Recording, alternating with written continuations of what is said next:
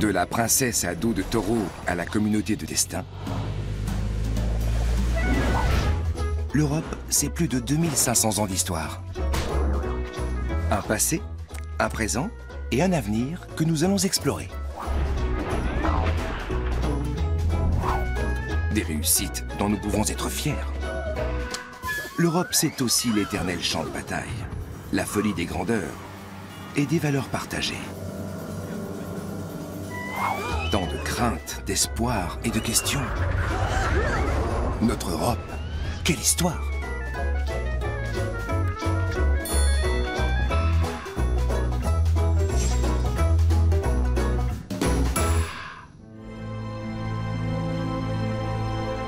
Europe, tu es tombé bien bas. Tes sols sont empoisonnés pour plusieurs générations. Ta nouvelle devise, racisme, nationalisme, impérialisme. Qu'est devenu ton héritage? Les Lumières, la démocratie, les droits de l'homme. Dis-nous, Europe, quelle sera la suite?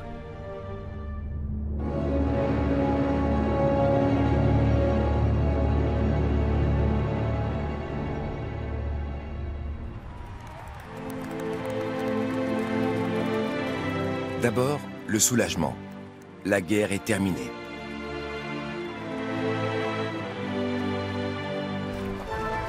Capitulation d'un côté, libération de l'autre, l'Europe danse.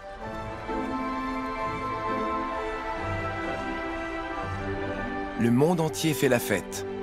Enfin, presque. Tout au moins les vainqueurs.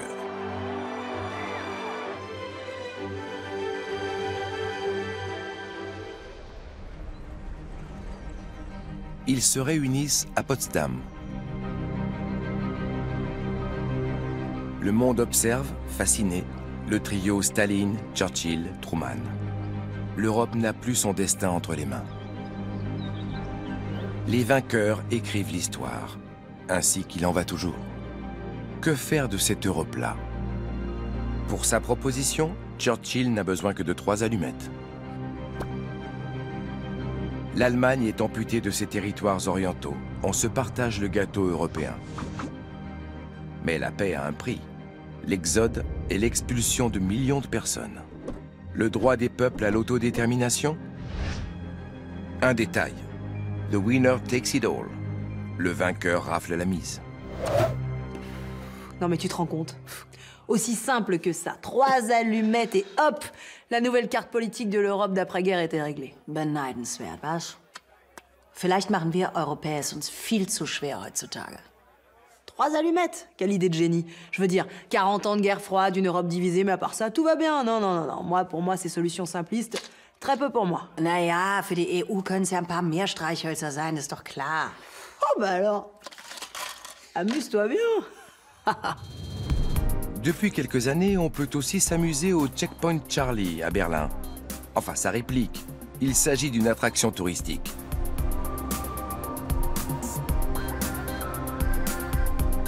Les soldats sont des acteurs. L'Est et l'Ouest enfin réconciliés. Mais la route a été longue. Très rapidement, après la fin des combats, les Alliés se brouillent. Berlin devient le foyer de la guerre froide. Un bras de fer idéologique s'engage. On fait la queue pour avoir des Deutschmark. Sans concertation avec les soviétiques, les puissances occidentales instaurent le capitalisme. Une provocation, le sceau de l'économie de marché. C'est aussi une façon de se rallier les populations. Du jour au lendemain, les magasins se remplissent comme par magie. Le capitalisme brille de tous ses feux. Les Russes ripostent en bloquant tous les accès à Berlin-Ouest, paralysant l'approvisionnement. La ville est bouclée. Mais, au-dessus des nuages, la liberté reprend tous ses droits. Des bombardiers américains et britanniques larguent des rations de survie sur le Berlin libre.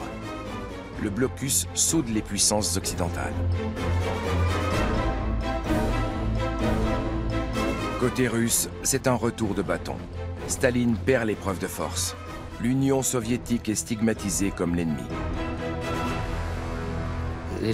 Quelqu'un a écrit un jour qu'à côté de la plaque commémorative des fondateurs de l'Union européenne à Bruxelles, il faudrait en ériger une autre en l'honneur de Staline. Car c'est lui finalement qui a été l'artisan du rapprochement entre les États européens. Il leur a causé une telle frayeur qu'ils ont été obligés de se serrer les coudes. Combat idéologique, deuxième acte. À l'ouest, les Américains imposent la fondation de la République fédérale d'Allemagne et de l'OTAN. À l'Est, les Soviétiques répliquent par la création de la République démocratique d'Allemagne et le pacte de Varsovie.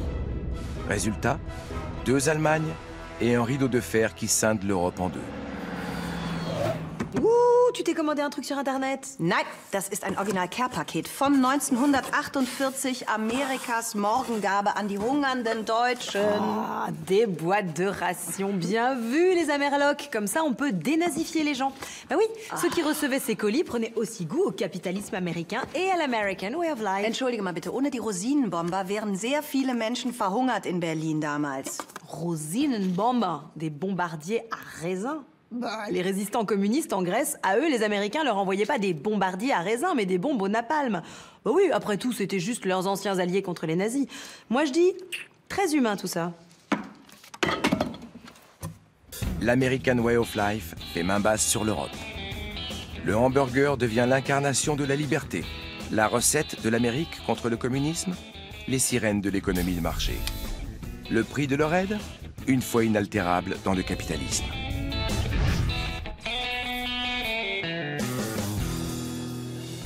Le plan Marshall, du nom du secrétaire d'État des États-Unis, prévoit l'octroi de crédits et d'aides humanitaires en Europe d'un montant d'environ 13 milliards de dollars. Un investissement pour la paix et la démocratie, mais aussi, ne soyons pas dupes, pour s'ouvrir de futurs marchés. La répartition des fonds échoit aux destinataires, qui crée à cet effet l'ancêtre de l'Organisation de coopération et de développement économique, l'OCDE. Le plan Marshall oblige les pays d'Europe de l'Ouest à s'asseoir autour d'une table. À ce stade, il n'est pas encore question de valeurs communes, seulement du financement de la reconstruction. Europe, ton union repose à l'origine sur le vil argent. Les valeurs nobles, on verra ça plus tard. L'urgence, ce sont les logements, les écoles, les routes. Le vieux continent renaît de ses cendres. Les Européens vivent sous des régimes différents mais partagent une même envie, celle d'un nouveau départ, d'une nouvelle Europe. Il y avait entre les Européens de l'Ouest et les Européens de l'Est un certain nombre de valeurs communes qu'ils partageaient, même s'ils ne s'en rendaient pas toujours compte. L'idée d'abord qu'il fallait maintenant reconstruire pour développer une Europe différente. Pour Moscou, l'Europe sera communiste ou ne sera pas. La capitale de l'URSS est la vitrine du communisme. Dans le grand magasin GUM, l'économie planifiée se montre sous son meilleur profil. Mais très rapidement, les habitants d'Europe de l'Est doivent s'habituer aux rayons vides.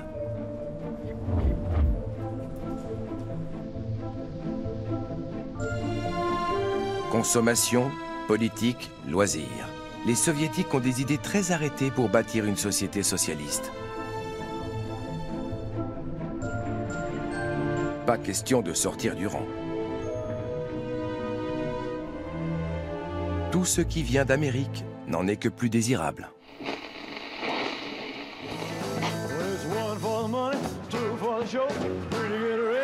Cette voix, cette coiffure, ce déhanchement. Elvis Presley, l'arme fatale que dégainent les États-Unis pour conquérir le cœur des jeunes. En 1958, il est envoyé en Allemagne de l'Ouest pour y accomplir son service militaire. Une offensive de charme. Le King devient la figure de proue de toute une génération. Une mission pacifique très contagieuse.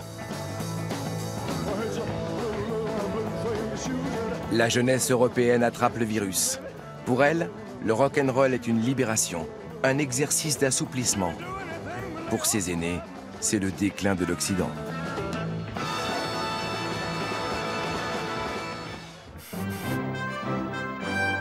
L'Europe contre-attaque avec l'Eurovision. Depuis, l'Europe est aussi la patrie unie des tubes de la chanson.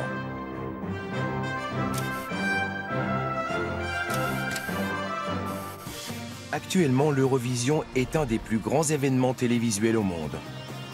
Malgré les différences et quelques fautes de goût, le concours réunit chaque année des milliers d'Européens devant leur poste. Le grand orchestre européen en pleine action. De petits États sont promus grandes puissances de la chanson, comme la Suède, grâce à ABBA et leur chanson Waterloo. Ce tube Made in Europe s'exportera dans le monde entier. Suède, 12 points. Revenons aux choses sérieuses.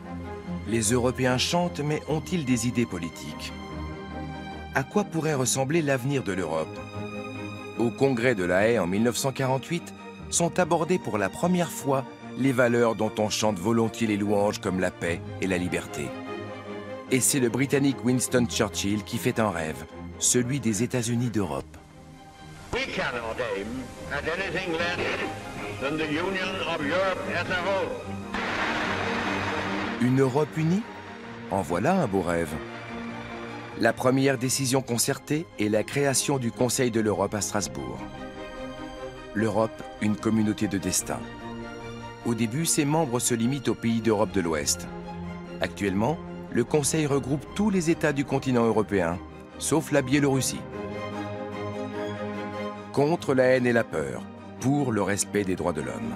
Tels sont les fondements de la plus ancienne des institutions de l'Europe unie. La Cour européenne des droits de l'homme veille à les faire respecter. Elle symbolise une nouvelle Europe qui se définit à partir de valeurs communes. Europe, saisis ta chance.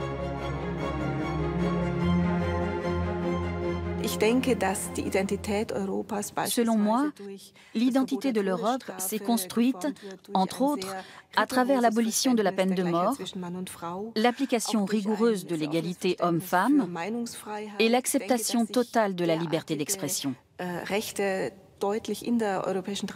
L'émergence de ces droits, au cours des 50-60 dernières années, a contribué à forger une identité européenne et un esprit de tolérance. Oui, enfin, la tolérance a des limites. Il reste encore beaucoup à faire, notamment contre les violations des droits de l'homme aux frontières même de l'Europe. Grillages, murs, on se barricade contre la misère du monde. On muselle la liberté d'expression. Europe, quel est ton dénominateur commun? Un marché économique commun, voilà l'avenir. Avenir qui serait ancré dans la Ruhr, ancien fief des usines d'armement d'Allemagne. Le charbon et l'acier, principales matières premières de la région, avaient jeté les dés de la guerre, foulant aux pieds la paix et semant partout mort et désolation. C'est ici qu'ont été fabriquées les armes pour 2 guerres mondiales. La Ruhr est un lieu prédestiné. La France lance une offensive. Avec un projet grandiose, la mise en commun du charbon et de l'acier européen et, au-delà, le maintien de la paix en Europe. L'Europe ne se fera pas d'un coup, ni dans une construction d'ensemble. Elle se fera par des réalisations concrètes, créant d'abord une solidarité de fait. Robert Schuman et Konrad Adenauer fondent la Communauté européenne du charbon et de l'acier, la CECA. La confiance, c'est bien. Le contrôle, c'est mieux. La machine européenne est lancée. Actuellement, la France et l'Allemagne, les anciens ennemis héréditaires, continuent de former le noyau dur de l'Europe.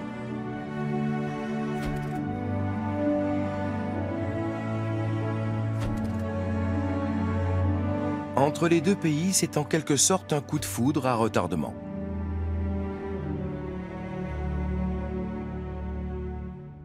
La CECA devient le moteur de la croissance. L'économie s'envole. Les Américains peuvent garder leur aide.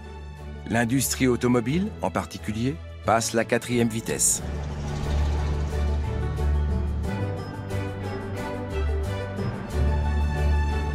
Les habitants d'Europe de l'Ouest n'ont jamais été aussi heureux. La classe moyenne grandit et prospère. En Europe, on mange à sa faim et ça se voit. Vous en reprendrez bien un peu. Volontiers. Rome, mars 1957. La jeune Europe veut resserrer ses liens. Peut-on imaginer plus beau décor pour convoler? Les fondateurs de la Communauté européenne du charbon et de l'acier se réunissent sur la colline du Capitole pour jeter les bases d'une communauté économique européenne. La signature des traités de Rome est la première étape vers l'Union européenne.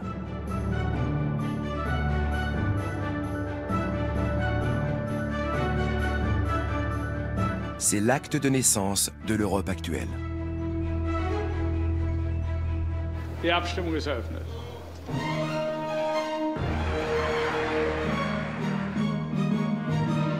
Au fil des décennies, le pouvoir d'attraction de cette communauté d'États demeure entier. Elle passe de 6 à 28 pays membres.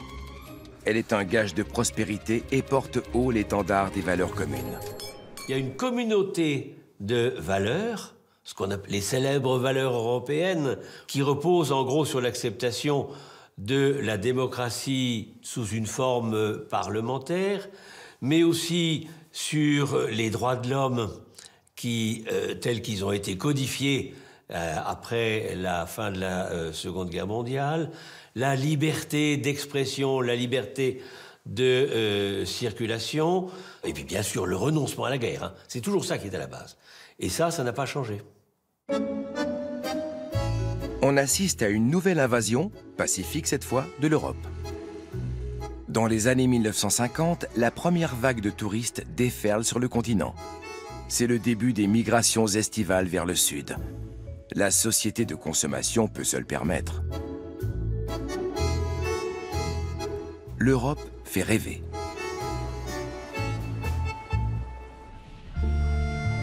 Dans le sens inverse, les populations du sud migrent vers le nord. Pas pour visiter les monuments, non, mais pour échapper à la misère. Ces immigrés pourraient-ils s'installer définitivement? On ne se pose pas la question. On a fait venir des travailleurs, mais ce sont des hommes et des femmes qui sont arrivés, leurs espoirs en bandoulière. Les nouveaux venus viennent des anciennes colonies, de Turquie, d'Europe du Sud, d'ex-dictatures, de pays pauvres. Ils changent la face du continent. De nos jours, les populations du sud de l'Europe ont pris une fois de plus le chemin du nord, donnant lieu à une nouvelle vague d'immigration. Ce ne sont plus des ouvriers non qualifiés, mais des diplômés de grandes écoles ou d'universités. Un gain pour le nord, une saignée pour le sud. Mais l'Europe est secouée par la crise économique la plus grave de l'après-guerre. Son ascension pourrait connaître un brusque coup d'arrêt. Et à cause de quoi?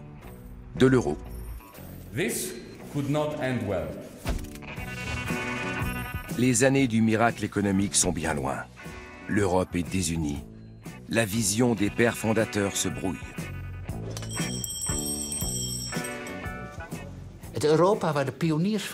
L'Europe dont rêvaient les pionniers était avant tout une Europe sociale. Il ne faut pas l'oublier. Le modèle économique et social de l'Europe de l'Ouest était alors le capitalisme régnant, un système plutôt modéré. Ces dernières décennies, il a été supplanté par le capitalisme anglo-saxon, le néo-capitalisme, un modèle plus libéral avec lequel les Européens ne sont pas du tout à l'aise. Les Grecs, par exemple, au cœur de la tourmente. En pleine crise de l'euro, on brandit de vieux épouvantails. Les banques ont été sauvées. Mais qui a pensé aux citoyens? Attention Europe, tu perds ta crédibilité. La crise de l'euro a fait tomber les masques. Tout le monde a bien vu que les décisions prises favorisaient les banques et le statu quo. Et ce sont principalement les jeunes des pays du sud de l'Europe qui en ont fait les frais. L'Europe va connaître un retour de manivelle. Ça se paiera un jour ou l'autre. Ce jour est arrivé. Le fossé entre les riches et les pauvres se creuse. Chômage des jeunes, inégalité sociale, découragement. L'Europe se résume-t-elle à un supermarché pour les élites?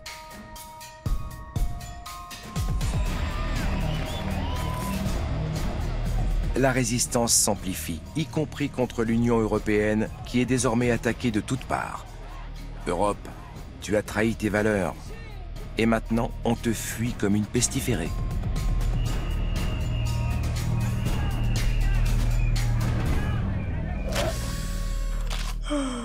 War ja echt eine Spitzenidee, diese EU-Party. Kaum ist das Buffet abgegrast, die Getränke leer gesoffen, hauen alle ab. Non bah attends, franchement, qu'est-ce que tu veux faire à une fête où il n'y a plus rien à boire? Et puis qui c'est qui était censé s'occuper des boissons? Ich habe halt darauf geachtet, dass wir am Ende des Monats immer noch eine schwarze Null in der Haushaltskasse haben. Da stehe ich auch zu. Bah oui, mais c'est bien joli de faire des économies, mais ça sert à rien si tous tes invités sont partis. Heureusement que j'avais prévu le coup. Ah, wo hast du den denn her? Wer kommt jetzt noch? Ben, ils sont tous revenus. Normal, on n'attrape pas les mouches avec du vinaigre. Au début des années 1960, la fête bat son plein, y compris dans la ville front de Berlin. C'est ici que le cinéaste américain Billy Wilder tourne 1, 2, 3, une comédie prenant la guerre froide en toile de fond sur le lieu même de l'action. Mais la guerre froide couve sous la cendre. Personne n'a pour le moment l'intention d'ériger un mur. Jusqu'à ce jour de tournage devant la porte de Brandebourg. Le 13 août 1961, les maîtres du bloc de l'Est verrouillent la frontière et construisent le mur. Il est présenté comme un bastion de la paix, un rempart contre le fascisme. En vérité, c'est un acte désespéré pour empêcher les citoyens est-allemands de passer à l'ouest. Que veulent-ils fuir? Les tracasseries et les persécutions.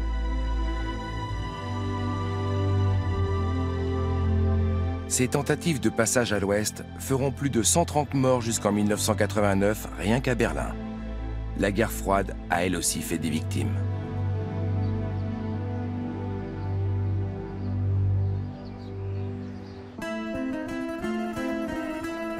Oui, la Sibérie est d'une beauté surnaturelle. Mais pour beaucoup, c'est l'enfer sur la terre. Une prison à ciel ouvert à l'ère stalinienne. Les opposants au régime sont expédiés dans ces camps de travail forcé.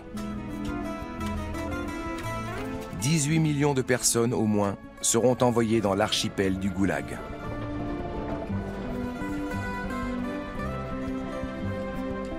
Les portes se refermeront à jamais derrière la majorité d'entre elles. Staline et son culte. À la mort du dictateur, porter le deuil devient le premier des devoirs civiques. Mais beaucoup ne verseront pas la moindre larme pour le petit père des peuples. La fin de l'âge de glace à Moscou? Du moins le début du dégel. Le nouveau chef du Parti communiste, Nikita Khrouchtchev, condamne les crimes commis par son prédécesseur. On fait table rase du passé à coups de masse. L'Union soviétique est déstalinisée. Une lueur d'espoir pour l'Europe? En RDA et en Hongrie, la mort de Staline fait naître un espoir de changement. La population proteste contre l'oppression, manifeste pour la liberté d'expression et l'indépendance. Le vent du changement souffle à l'Est. Mais les chars soviétiques réduisent le peuple au silence. Le rêve s'évanouit. Nouvelle chape de glace, nouvelle guerre froide. Et à l'ouest, où en est-on? La France, patrie de la démocratie, célèbre fièrement chaque 14 juillet.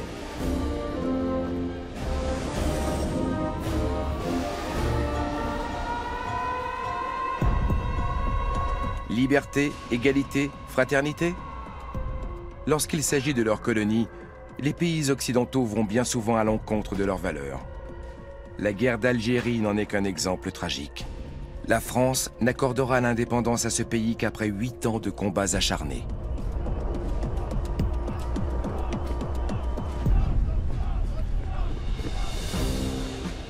Il faudra attendre 50 ans pour qu'un timide rapprochement ait lieu. La France ne présente pas d'excuses officielles, mais reconnaît les souffrances infligées par la colonisation. Les anciennes puissances coloniales ont du mal à digérer la perte de leurs empires. Elles s'accrochent à des rituels d'un autre temps, aux anciens fastes. Elles rêvent de leur grandeur passée. Ces cérémonies ont-elles une place dans l'Europe d'aujourd'hui? Ou bien ne faut-il y voir qu'un folklore inoffensif? Les guerres de décolonisation ont contraint l'Europe à abandonner ses territoires aux quatre coins du monde. C'est la fin de plusieurs siècles de suprématie européenne. Un point final? Les Britanniques repartent à la conquête du monde en musique.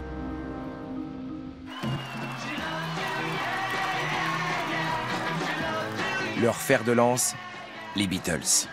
Les quatre garçons de Liverpool font fureur dans le monde entier. La Beatlemania contamine toute la planète.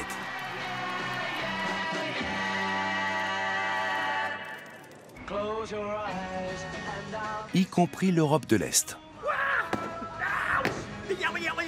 Kolia Vazin n'en a jamais guéri. À Saint-Pétersbourg, il a ouvert un temple dédié à John Lennon et à ses acolytes. Un sanctuaire dans lequel il officie comme grand prêtre. C'est le plus grand et certainement le plus fou des fans des Beatles. Mon amour inconditionnel des Beatles, en un mot, il n'a pas d'équivalent. À la rigueur, je pourrais le comparer à l'amour que j'ai porté à ma mère ou à mon père. Mais c'est du passé. Les Beatles, ce n'est pas le passé, c'est l'avenir. Les Soviétiques voient leur avenir tout autrement. À grands coups de ciseaux dans les coupes au bol. Les douanes traquent les disques de contrebande. Certains petits malins font preuve d'imagination. En utilisant par exemple des radiographies comme support d'enregistrement, du rock and bones, des disques au rayon X. C'est un raz-de-marée de culture occidentale. Toute ma vie, j'ai tremblé devant la violence et l'oppression. Mais quand j'ai écouté les Beatles, j'ai senti la liberté du monde libre. J'ai découvert l'Angleterre, l'Europe, l'Amérique. Ça a été le début d'une autre vie pour moi. J'ai commencé à vivre avec l'humanité tout entière, alors qu'avant, je vivais derrière le rideau de fer. Tous les fans n'ont pas la même conception de la liberté. Paul McCartney, l'ancien ennemi de classe, est reçu en grande pompe à Moscou. En guise de remerciement, il entonne sur la place rouge l'hymne secret de l'ancienne jeunesse soviétique.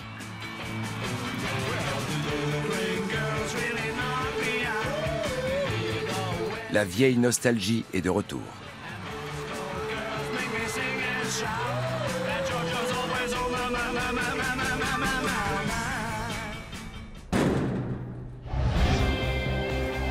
Y compris à l'Ouest. La colère en plus. En 1968, la jeunesse veut s'affranchir de la culpabilité des parents, de l'héritage des atrocités nazies, balayer l'air vicié de l'après-guerre. Un coup de torchon, de nouveaux modes de vie, et plus jamais de guerre. La génération 68 veut faire souffler un vent de renouveau dont on sent les conséquences jusqu'à aujourd'hui, car ces idées se révéleront plus fortes que des coups de matraque. À Prague aussi, la jeunesse rêve d'un monde différent. D'un communisme où le pouvoir ne serait pas accaparé par un parti unique, mais où régnerait la liberté d'opinion. D'un socialisme à visage humain. C'est le printemps de Prague. 1968 est une année où tous les espoirs semblent permis, aussi bien à l'Est qu'à l'Ouest. Un nouveau printemps des peuples? La grande révolte d'émancipation et de liberté qui a touché beaucoup de pays européens, pas tous, elle s'est produite autant en Europe de l'Est qu'en Europe de l'Ouest. Certes, les revendications n'étaient pas identiques, mais elles se recoupaient sur bien des points, avec cette idée, au fond, qu'il faudrait inventer une sorte de nouvelle démocratie qui soit une démocratie par en bas et non pas une démocratie autoritaire d'en haut ou confisquée par les parlements. Le printemps de Prague est de courte durée. l'URSS envoie l'armée. Le socialisme réel se montre brutal.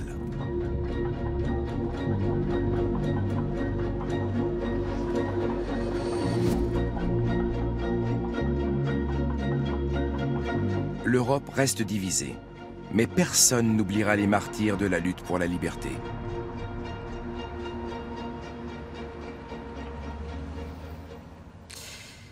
Enfin, c'était quand même très court comme printemps.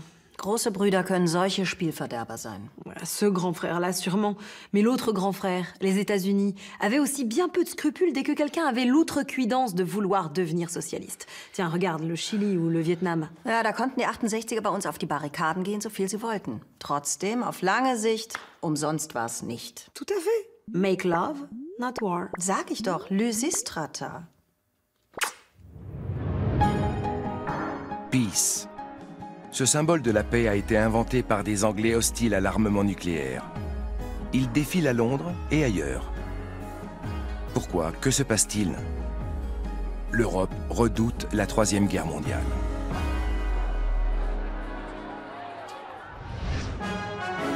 Entre Américains et Soviétiques, c'est l'escalade. Leur folle course aux armements conduit le monde au bord du gouffre.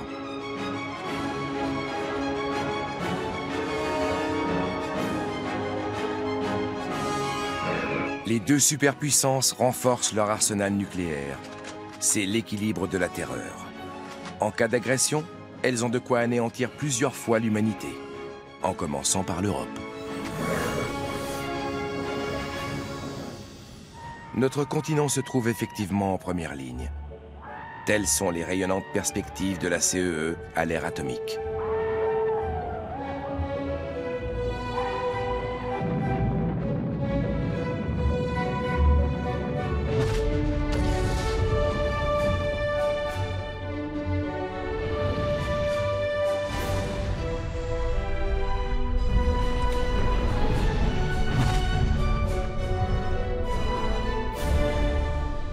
Helsinki n'est pas dans le champ de tir.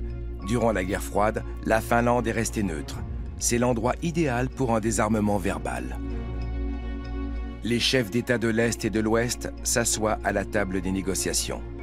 À l'ordre du jour, faire taire les armes et préserver la paix en Europe. Des mots à la place des bombes. Sous l'égide des deux superpuissances, la Conférence pour la sécurité et la coopération en Europe voit le jour. Mais pour le bloc communiste, les accords contiennent un article explosif. Les signataires s'engagent en effet à promouvoir les droits de l'homme. Brejnev et consorts semblent ne pas avoir lu les petits caractères, mais leur peuple, si. En Tchécoslovaquie, des intellectuels comme Václav Havel signent la charte 77 pour faire prévaloir leurs droits. En Pologne, ce sont les ouvriers des chantiers navals de Gdansk et Solidarność, le syndicat Solidarité, dirigé par Lech Walesa et soutenu par le Vatican.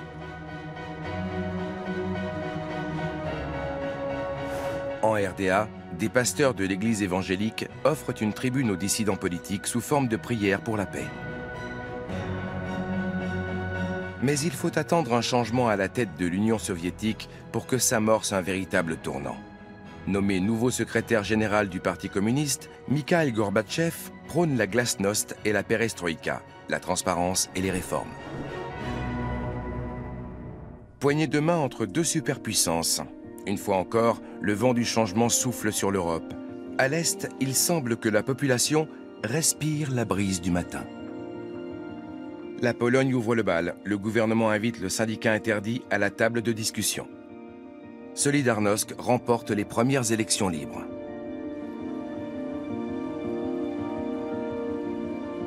Le rideau de fer commence à se déchirer. La Hongrie ouvre ses frontières avec l'Autriche. Les vannes sont ouvertes. Des milliers d'habitants de RDA s'engouffrent dans la brèche pour déserter leur pays. Ceux qui restent descendent dans la rue. Partout dans le bloc de l'Est, les citoyens manifestent pour la liberté. Le printemps 1989 s'inscrit comme un autre printemps des peuples.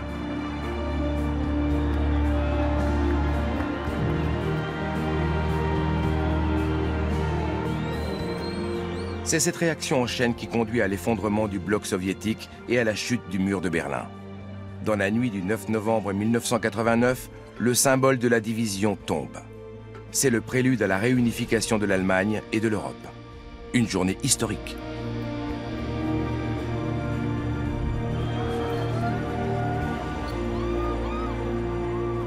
La scission entre l'Est et l'Ouest n'a plus de réalité.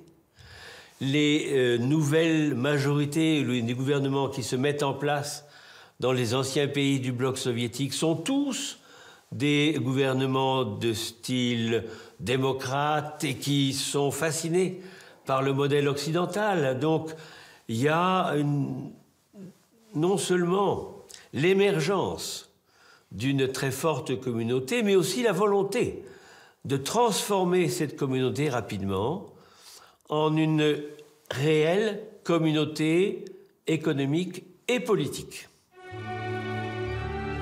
Après le rideau de fer, ce sont les frontières qui volent en éclats. L'heure est à l'euphorie. Le rêve de paix et de liberté dans une Europe unie n'a jamais paru aussi réel. Depuis l'introduction de l'euro, le consensus règne jusque dans le porte-monnaie des Européens.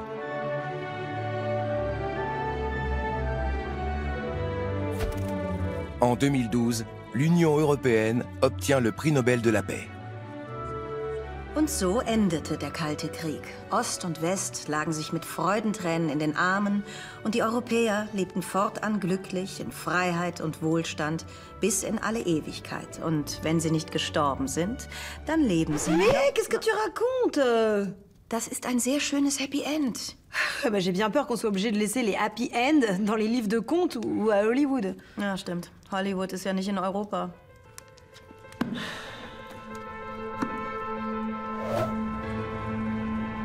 La chute du communisme marque le début de nouveaux conflits. Aux confins de l'Europe, la guerre fait rage de nouveau. Yougoslavie. Ukraine.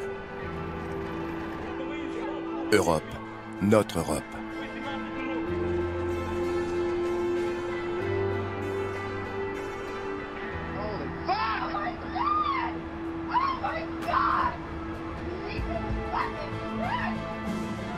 Le terrorisme est le nouveau fléau de la planète. Il porte atteinte à nos valeurs communes, à la liberté d'expression, à la démocratie, aux droits de l'homme. L'heure est à la solidarité.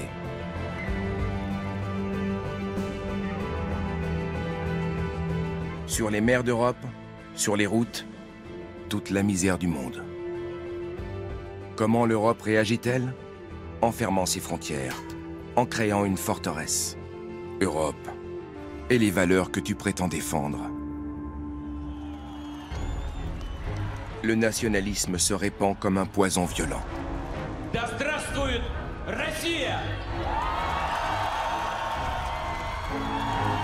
L'Europe est prise en étau entre la Russie et l'Amérique. America first again. America first. L'Europe est-elle un modèle dépassé, comme le prétend Donald Trump? Un argument qui apporte de l'eau au moulin des partis populistes qui considèrent que l'Union européenne est une prison, une tyrannie dont il faut se libérer. L'internationale des nationalistes.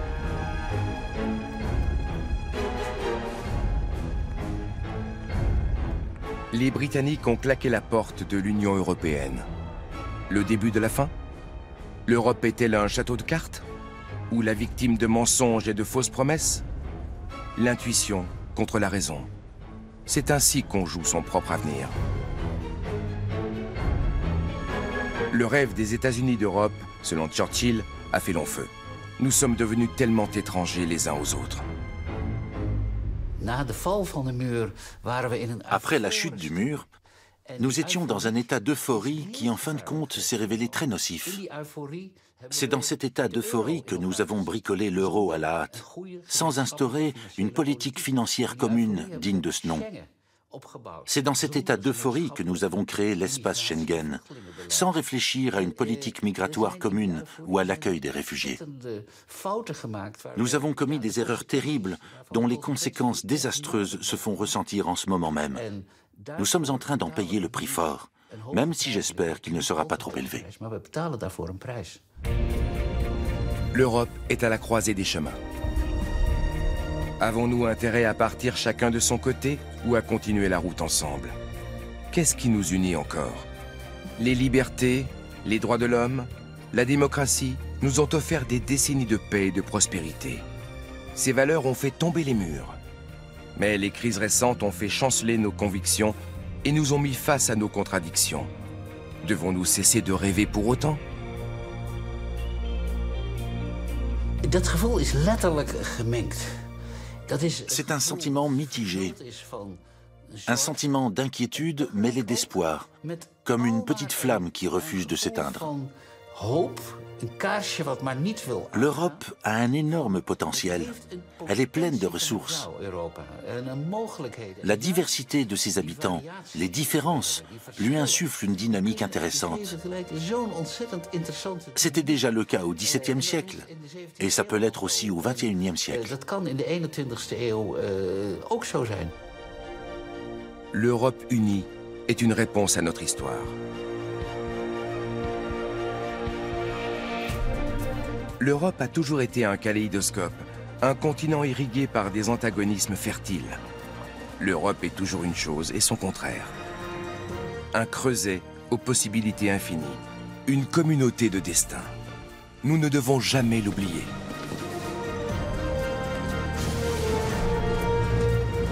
Europe, tu es plus forte que ceux qui travaillent contre toi.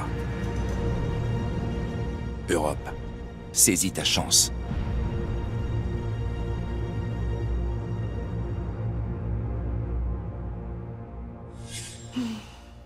Antonia? Ja, Annette? Dieses Europa, was für ein Ritt. Glaubst du, dass uns noch irgendwas verbindet? Je sais pas. Religion? Bon, ça a jamais été le cas, puis ça risque pas d'arriver, donc... Démocratie? Oui, mais chacun en a sa propre vision. Rechtsstaat? Bon courage. Hautfarbe? En été ou en hiver? Ah, stimmt, was für ein Quatsch.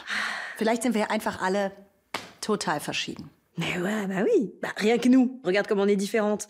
Une flûte de champagne et une saucisse de Francfort. Miststück. Et pourtant, ça en vaut la peine. Und was gehört ins Reisegepäck, damit es irgendwie weitergeht? Peut-être le respect. Respekt? Jawohl, Respekt. Und ein bisschen Liebe. Dann wird's schon schief gehen.